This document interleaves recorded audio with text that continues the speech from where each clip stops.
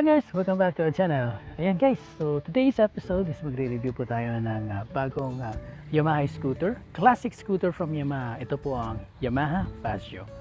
Let's begin!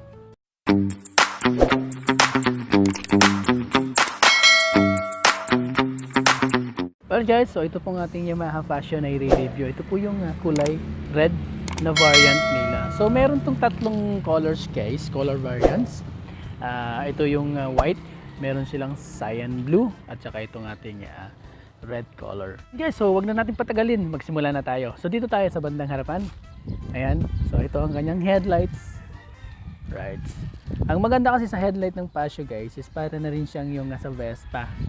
At saka yung ibang mga classic scooter ng mga ibang brands na mga motor. Ayan, LED lights na siya. Ito yung sa low beam at ito naman yung high beam. Ayan, pailawin natin guys. Okay, so ayan yung kanyang low beam.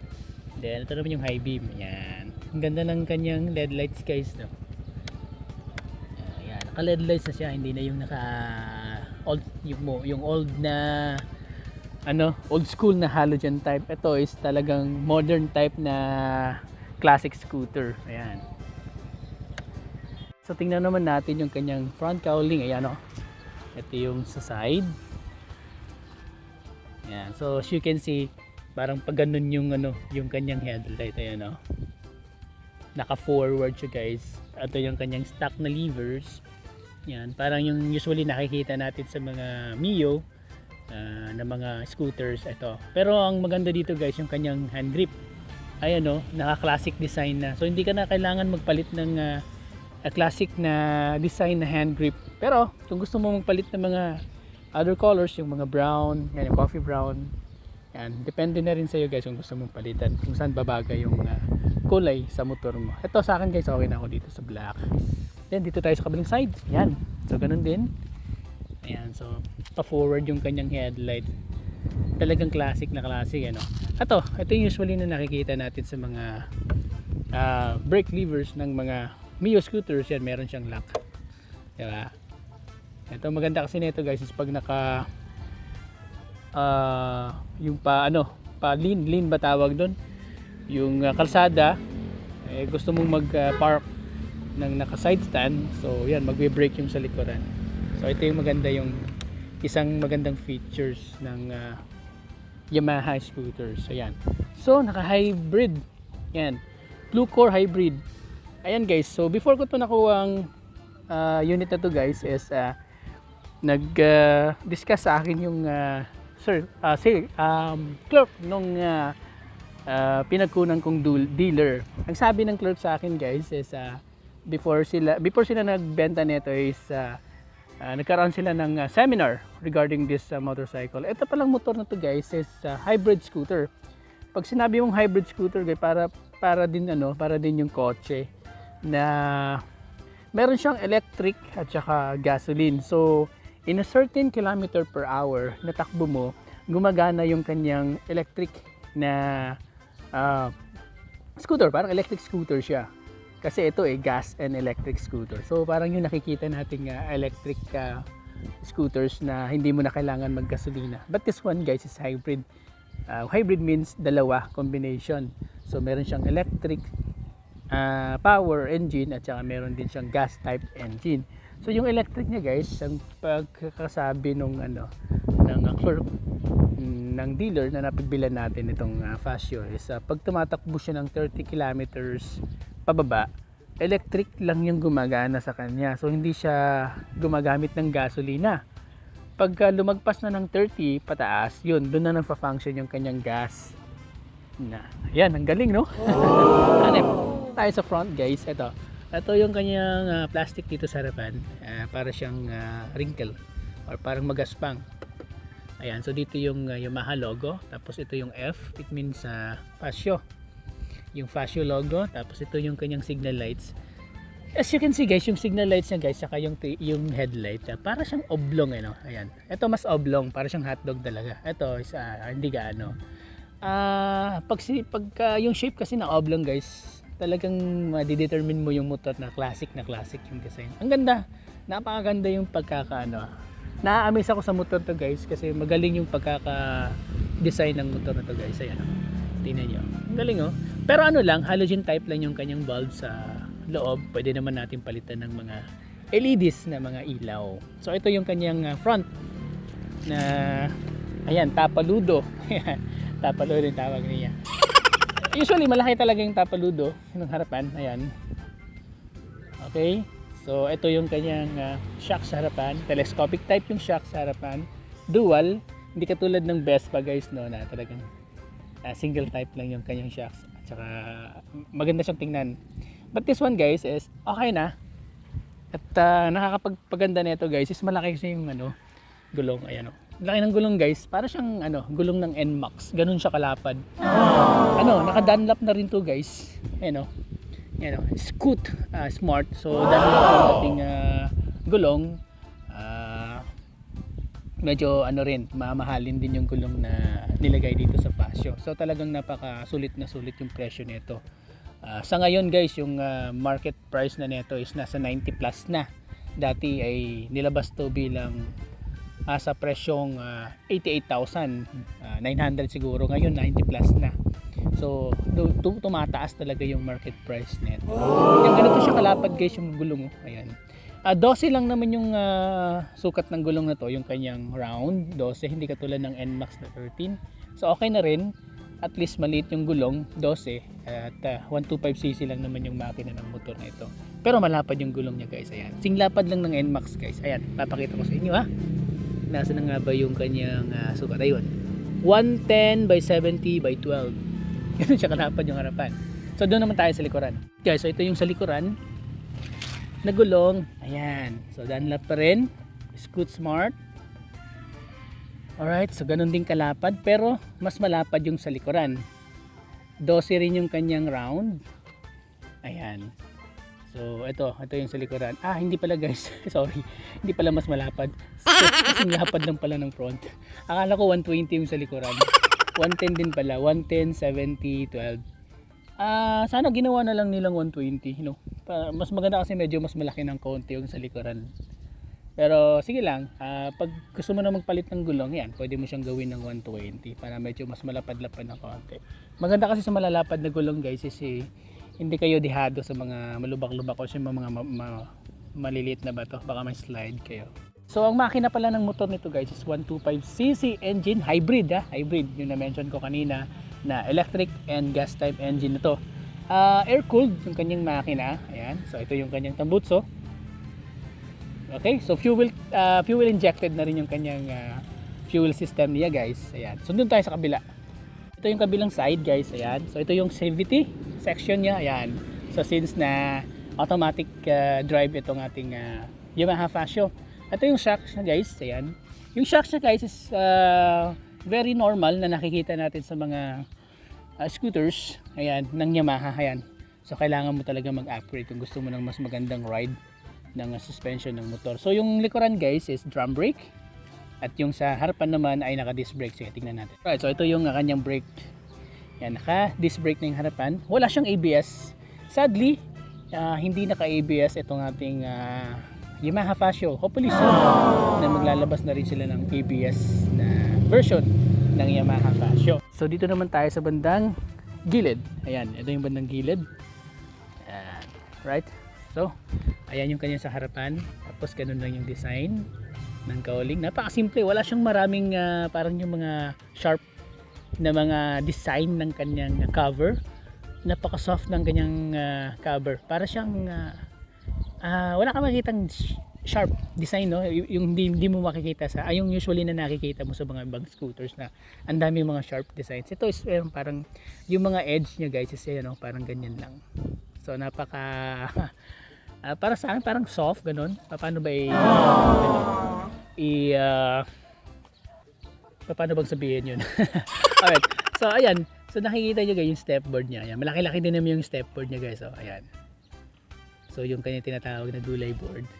So yung sa ilalim, ayun yung pintura. Ayan. So yun yung gloss red doon sa ilalim. Tapos pag ganun siya, ayan. Ayan, tapos doon naman banda, doon mo makikita yung decals na Fasio. Right? So sa ilalim guys, meron din siyang bangka-bangka, tinatawag nila bangka-bangka. Ayan, o cover, still cover pa rin, pero black na siya, yung rough na black na kulay. So ayan. Right, ito yung kanyang gilid. So dito tayo, lapit tayo ng konti. Ito yung kanyang riders foot peg. Ayan. Same lang naman ng ng mga Yamaha scooters. Yan. So kung magpapalit kayo ng ganito, marami kayong mabibilan. And dito banda guys, parang meron siyang naka-bolted dito, naka-bolted, tapos meron siyang design na yung Fascio logo. Ayan, Fascio logo. Yung iba guys, nilalagyan nila dito ng saddlebag. Hanep eh. Tapos ito, yan, Fascio logo. Fascio. Pangalan pala. So ayan, ganito siya. Right, ito naman yung kanyang grab bar guys. Lapitan natin. Matte finish lang yung kanyang grab bar. Ayan, sa tingin ko para tong aluminum. Yan, aluminum. Tapos ito naman yung kanyang upuan. Ito yung kanyang upuan. So dito guys, banda is medyo rough. Ayan, yan, touch natin ha. So medyo rough. Maganda nito guys, hindi siya madulas upuan, no? Hindi katulad nito. Yan. Pag dito banda sa may driver's side, pag ganito yung finish ng upuan, madulas. But this one is ayan, rough. Ayan, yun. Yan, gustong-gusto ko yung upuan, yung pagkakagawa ng upuan. Meron siyang mga stitches dito guys. Ayan, dito. So dito, ito yung parang makinis. Dito naman sa passenger, makinis. Yan, makinis. For me guys, para sa akin hindi mo na siya kailangan palitan pa ng seat cover. Maganda na kasi yung yung quality ng kanyang seat cover.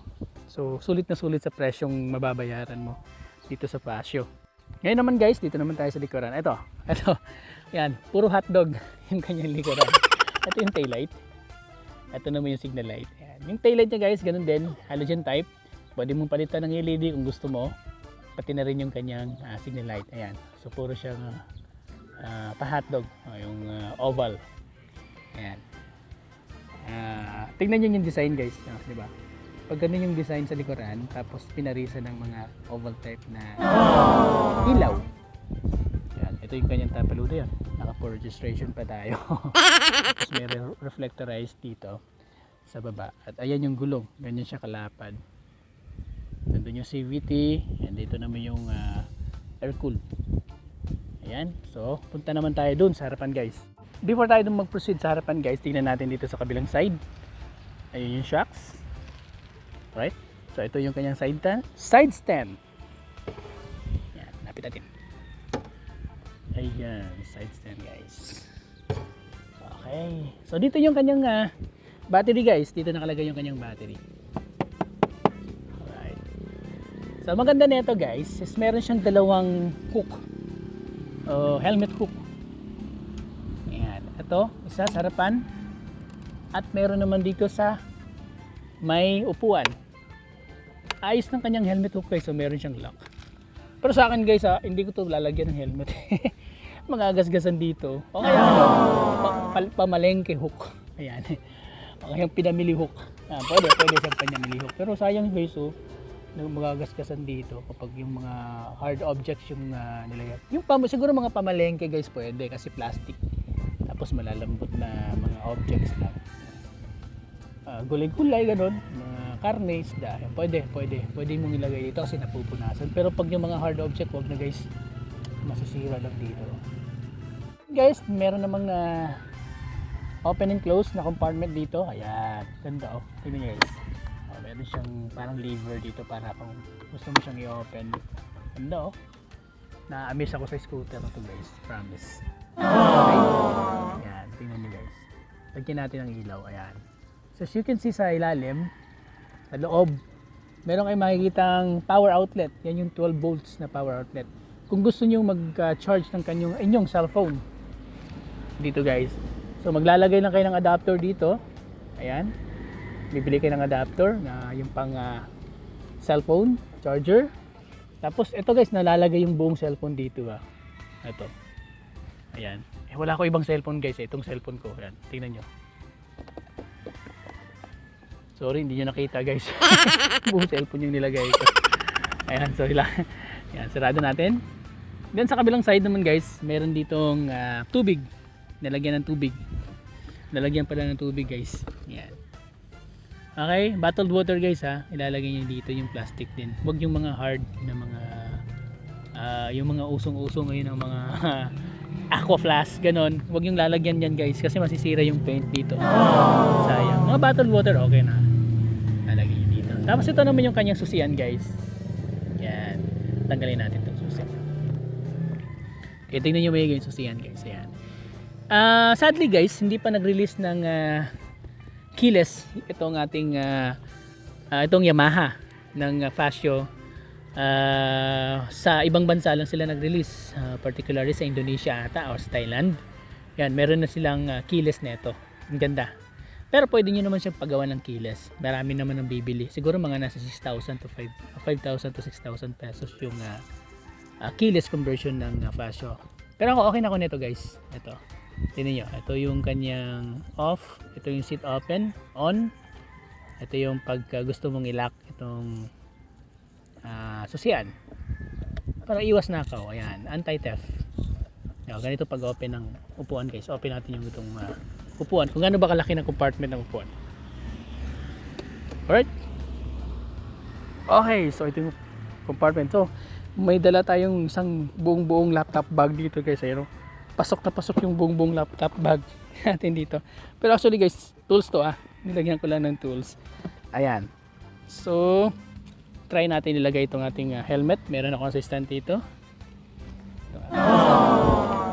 Ito ay half face helmet. Kaysa half face helmet yan. Pang malaki. Pang malaking pang adult. Pang malaki. Pang adult. So, sasara natin. So as you can see guys, ayan. Hindi siya sumara. Ayan, hindi siya pwede. Okay. So hindi pwede ang adult na half face helmet. Pakihawak kuya. Pakihawak. Ngayon, subukan natin itong helmet ni Kuya. Ito yung pangbata. Ito naman yung half face na pang kids. Kids helmet. Try natin kung masisirado ba. Ayun! So, sirado. Okay. Okay guys, so nasirado. Pwede yung half face na kids helmet. Ayan, so natin kay Kuya. Awat itong kasi assistant natin. Natin video.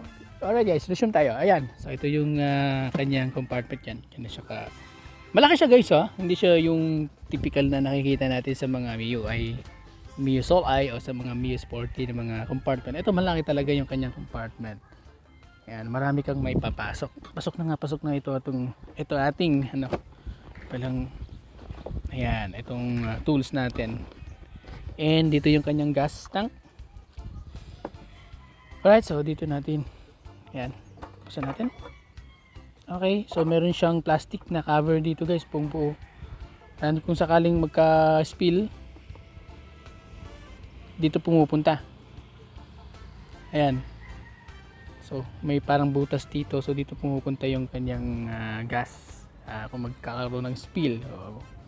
Tapos nandito naman yung kanyang Y connect na ayan, parang computer to sensor. Ayan. So na-open to guys kung gusto niyo ng access dito sa chassis number ng motor.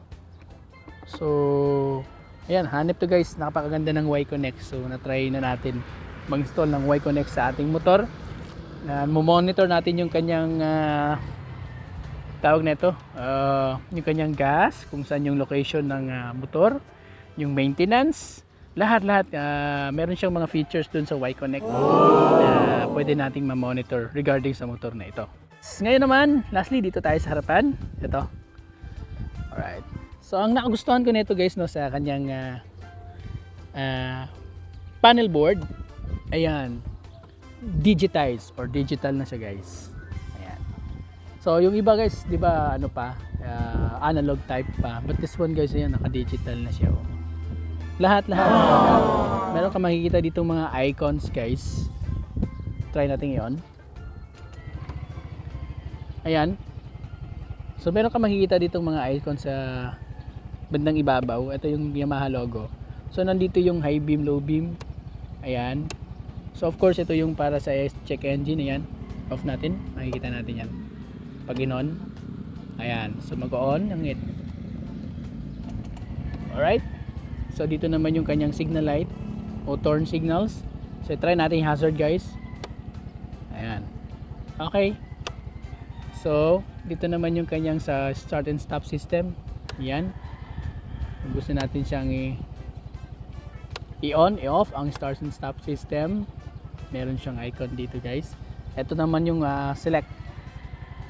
Ayan. Select and paano ba to? Select and adjust dito sa kanyang panel gauge. Ayan. So makikita natin yung trip, orasan. Ayan yung orasan. So ito yung battery condition.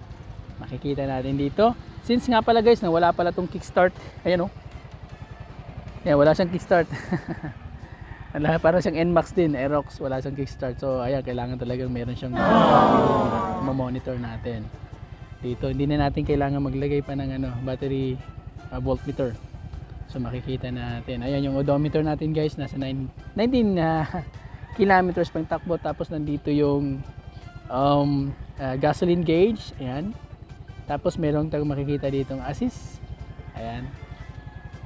I think this one is sa yung kanyang sa hybrid na engine. And ito yung sa kanyang kilometer per hour. And dito yung odometer. Ayan. Sa baba. So ito naman yung sa left side. Nandito yung high beam, low beam na switch. Gloss finish yung kanyang switches guys ha. Ito yung signal lights, turn signals, and horn. Ang cute ng horn guys. Pero para sa akin guys ha, ayoko na palitan to ng mga yung loud horn, yung pop-up. Ayoko na. Para sa akin, bagay na sa kanya. Ang cute. Kasi ang cute ng motor eh. Parang napaka-awkward pag pinalitan mo pa ng ng loud horn or pop-up. Para na sa akin guys ha. Pero yung mga ibang gustong magpalit, okay lang naman. And yan. Yan ito yung kanyang grip. Pareho nung pinakita ko sa inyo kanina. And ayan, side mirror niya guys. Common side mirror. Maganda na ito guys, is papalitan natin in the future ng yung classic side mirror. And dito naman sa kabilang side, nandito yung start and stop system. Pag yung nasa traffic tayo guys, mag-automatic off yung makina. Tapos i-squeeze lang natin itong kanyang throttle. Ito, grip. Tapos mag-on na naman. For this time guys, is kaka-on lang natin ng makina. So hindi pa to siya magpa-function. Maybe in a while. So siguro mga 10 minutes. Ayan. Or pag nasa traffic na tayo, mag-auto off itong makina kapag mainit na siguro yung makina. And this one ay yung ganyang hazard. Ayan. Ganda na ito guys, is meron na siyang hazard. Parang wala ka na talagang i-upgrade no. Ayan o. Ito naman yung kanyang sa push start. And double gauge or dual gauge na pala yung kanyang throttle. Ayan, yung cable niya guys. So ayan o. Ayan. Ganda, naka dual gauge na siya. So ngayon guys, papakita ko naman sa inyo yung seating height netong Fasio habang nakaupo ako sa motor.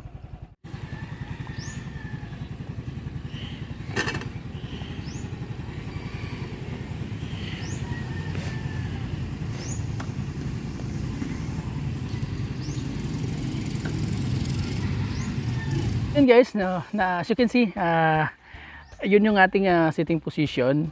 Tayo ay 5'8" tall, so naka-flat yung ating paa, hindi tayo naka-tiptoe. So itong motor na to guys is very friendly sa mga short riders. Ayan, so 5 flat ka guys, pwede kahit 4'11" or 4'10" ka or nasa 4 yung height mo. Pwede sa itong motor na to. At ang nagustuhan ko sa motor to guys is mataas yung kanyang ground clearance mataas yung ground clearance, pero yung sitting height no, yung position sitting height, sakto ba? Sitting height ng motor ay mababa lang. So napaka short rider friendly itong motor na to. Ayan, so guys, maraming salamat po sa panonood. I hope may natutunan kayo. O sa mga gustong kumuha ng Yamaha Fasio, ito po yung sana itong review nito ay nakatulong sa inyo guys. Huwag niyo po sana kalimutan na mag-subscribe sa ating pong YouTube channel. Thank you for watching and have a nice day.